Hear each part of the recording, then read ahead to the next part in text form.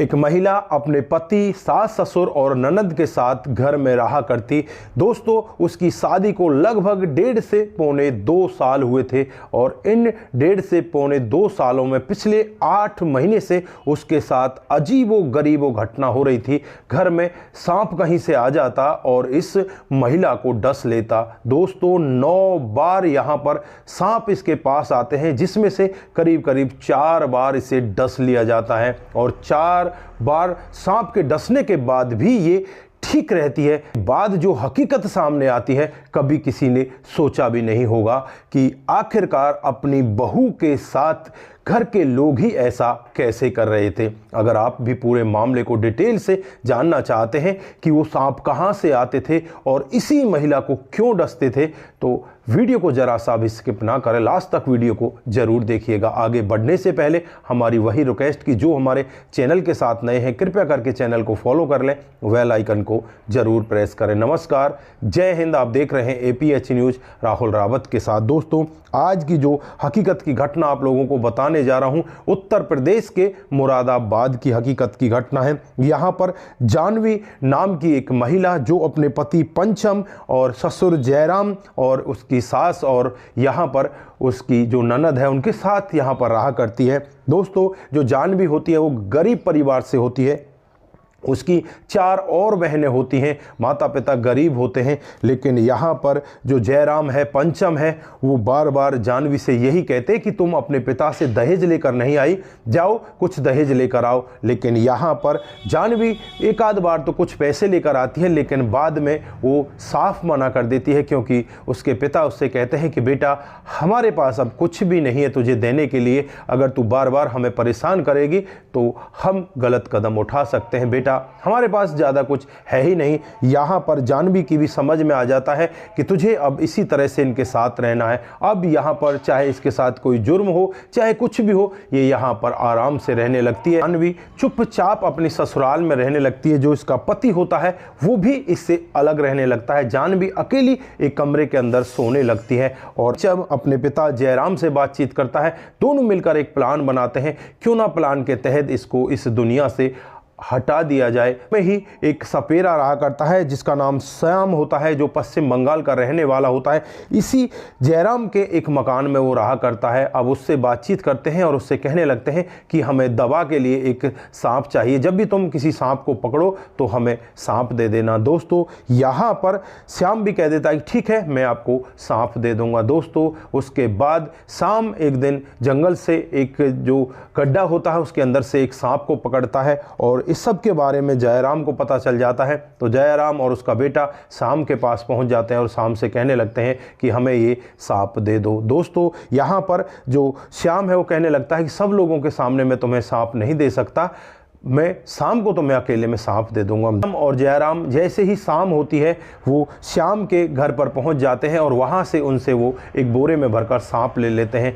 अब यहाँ पर जो जानवी होती है वो अपने कमरे के अंदर सोया करती, लेकिन कमरे के दरवाजे वो नहीं लगाया करती। उसे उम्मीद रहती कि उसका पति उससे कभी तो बात करेगा, वो कभी तो उससे मिलने के लिए आ सकता है। इसी उम्मीद में वो अपना दरवाज़ा खोल कर रखती। दोस्तों, आज यहाँ पर जो पंचम है वो इस सांप वाले बोरे को उसी कमरे में जाकर खोल देता है और फिर यहाँ पर ये लोग बाहर बैठकर इंतजार करने लगते हैं कि कब हमारी बहू की चीख निकले और कब हम इसका आनंद लें। दोस्तों, जैसे ही सुबह होती है, सुबह यहाँ पर जो जानवी है वो बाहर निकलती है और पंचम यहाँ पर देखता है कि ये तो बिल्कुल ठीक ठाक है। फिर वो कमरे के अंदर जाकर देखता है तो जो सांप होता है वो कमरे के अंदर मरा पड़ा होता है। दोस्तों, अब यहाँ पर पंचम जानवी से पूछने लगता है कि तुम्हारे कमरे के अंदर सांप मरा पड़ा हुआ है, तुम्हें पता ही नहीं? तो यहाँ पर जानवी कहती है कि मैंने ही उसे मारा है। रात को वो यहाँ पर आ गया था, मेरा पैर उसके ऊपर पड़ने वाला था, लेकिन उससे पहले मैं झाड़ू उठाती हूँ और लगातार उसके सर के ऊपर वार कर देती हूँ। वो वहीं पर अपने प्राण पखेरु छोड़ जाता है। तो यहाँ पर पंचम उससे कहने लगता है कि इसको बाहर क्यों नहीं फेंका? तो यहाँ पर वो कहती है कि मेरे बस का काम नहीं है, बस डर की वजह से मैंने उसको मार तो दिया।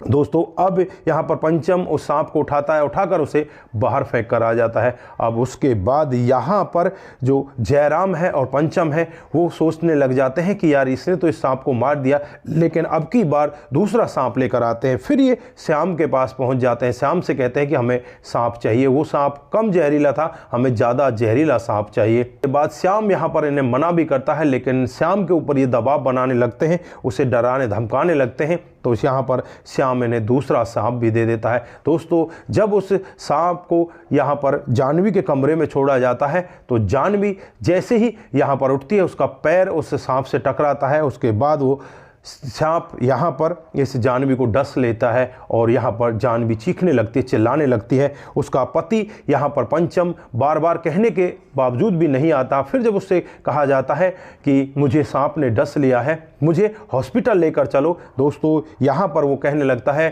कि चलो मैं बाइक निकालता हूँ। लेकिन बाइक देखता है तो बाइक पहले से ही पंचर होती है। दोस्तों यहाँ पर अब वो इधर उधर लोगों से बातचीत करने लगता है। इस सब में लगभग 1.5 से 2 घंटे का समय बीत जाता है।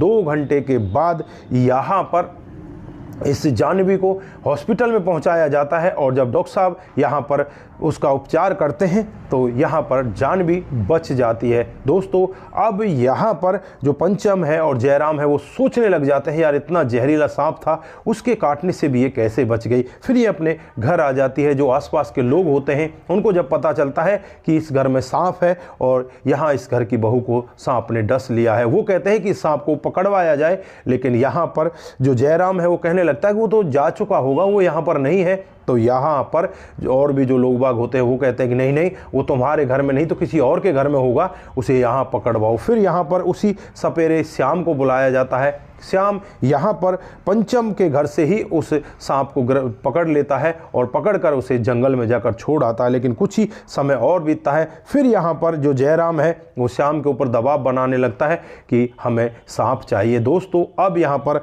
श्याम भी समझ जाता है कि ये लोग सांप किस लिए मांगते हैं। वो इनको साफ मना कर देता है कि मैं तुम्हें सांप नहीं दे सकता। लेकिन यहाँ पर उसके कनपटी पर पिस्टन रखी जाती है और उससे कहा जाता है कि अगर तूने सांप हमें नहीं दिया तो हम तुझे इस दुनिया से विदा कर देंगे। और तुझे ये भी बता रहे हैं कि वो सांप हमें हमारी बहू को इस दुनिया से उठाने के लिए चाहिए।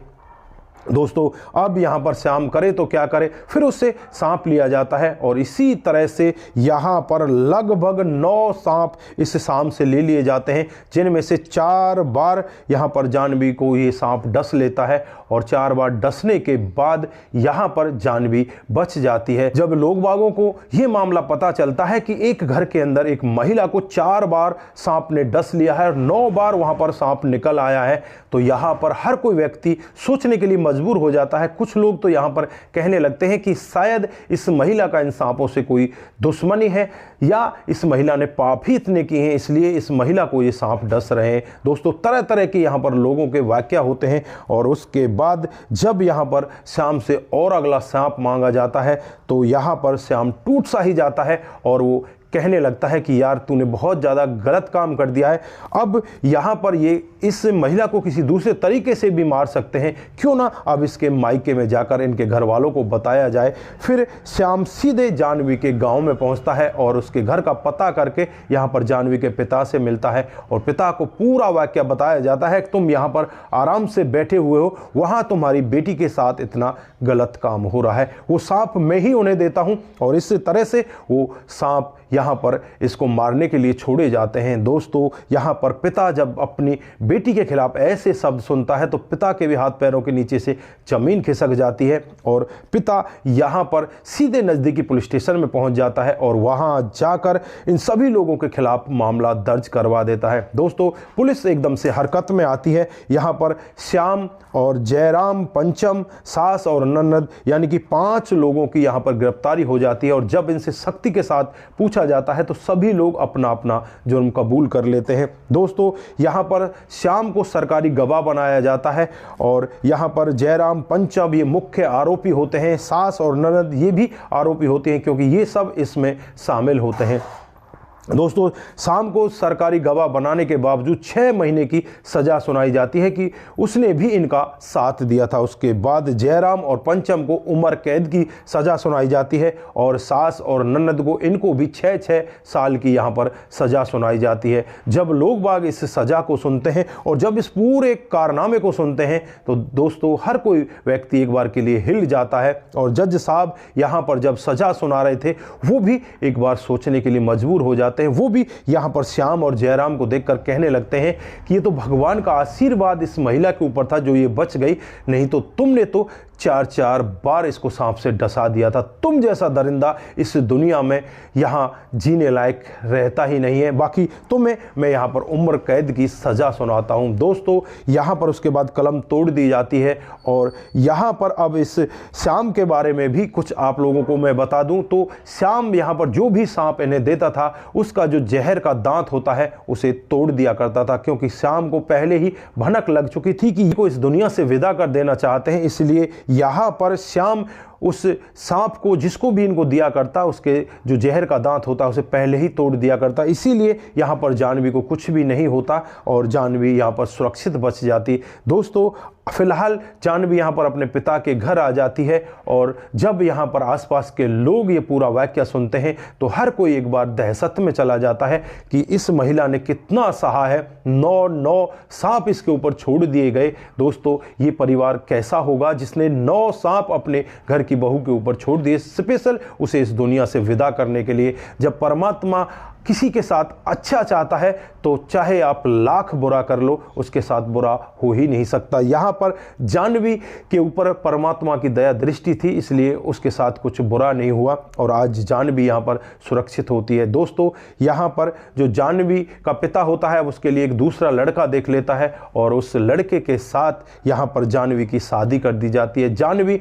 उस लड़के को पाकर बहुत ही ज़्यादा खुश है क्योंकि वो लड़का जानवी से बहुत ज़्यादा प्यार करता है और ये दोनों अपने जीवन को आगे बिता रहे हैं। इधर जो श्याम है वो 6 महीने की जेल काटकर वो वापस अपने गांव अपने घर आ जाता है और उसके बाद जयराम, पंचम और जो यहाँ पर सास और ननद है वो अभी भी जेल के अंदर हैं। तो दोस्तों ऐसी घटनाएं भी हमारे समाज के अंदर हो रही हैं। यहाँ पर आप लोग क्या कहना चाहते हैं, आपकी जो भी राय है एक बार कमेंट बॉक्स में ज़रूर दीजिएगा। दोस्तों आज के लिए बस इतना ही, फिर मिलते हैं किसी नए वीडियो के साथ। तब तक के लिए आप अपना ख्याल रखें, परिवार का ख्याल रखें, सतर्क रहें, सावधान रहें। दोस्तों जिन साथियों ने हमारे पिछले वीडियोज पर कमेंट किए थे उनका नाम हम यहाँ पर बारी बारी से लेने वाले हैं। दोस्तों जो सबसे पहला कमेंट आता है वो कुमार केसी का आता है। वो लिखते हैं जय शंभू जय भोलेनाथ, आपका बहुत बहुत धन्यवाद। उसके बाद मोनू जैन जी दिल से दिल तक आपका भी बहुत बहुत धन्यवाद। उसके बाद सूरज डीईओ नमस्ते भाई जी, क्या हाल चाल है,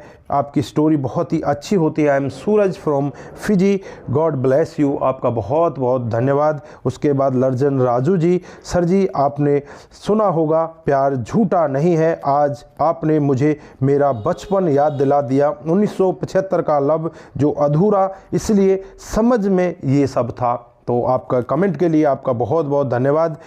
उसके बाद सुरेश राउत जी हमें लिखते हैं कि आपकी कहानी बहुत ही अच्छी होती है, आपका भी दिल की गहराई से बहुत बहुत धन्यवाद। उसके बाद तेजेंद्रा कमती जी हमें लिखते हैं जय श्री राम, आपका भी दिल की गहराई से बहुत बहुत धन्यवाद। आप सभी लोग इसी तरह से हमारे साथ बने रहें, इसी तरह से अपने कमेंट हमारे साथ में साझा करते रहें। शंकर स्वामी जी आपकी कहानी बहुत ही अच्छी लगती है, आपका भी बहुत बहुत धन्यवाद। दोस्तों भीमदत्त जोशी जी, सवाना तलाक ले सकती थी, ऐसे की ज़िंदगी जीती और एक जान चली गई, खुद जेल में सड़ेगी, आपने बहुत अच्छा कमेंट लिखा, आपका भी बहुत बहुत धन्यवाद। उसके बाद रघु रावत हमें कमेंट लिखते हैं कि आपकी कहानी बहुत ही बेहतर होती है, आपका भी दिल की गहराई से बहुत बहुत धन्यवाद। आप सभी लोग इसी तरह से हमारे साथ बने रहें, इसी तरह से अपना प्यार हमारे साथ दिखाते रहें। दोस्तों सतर्क रहें, सावधान रहें, रिश्तों की अहमियत को ज़रूर समझें। नमस्कार, जय हिंद।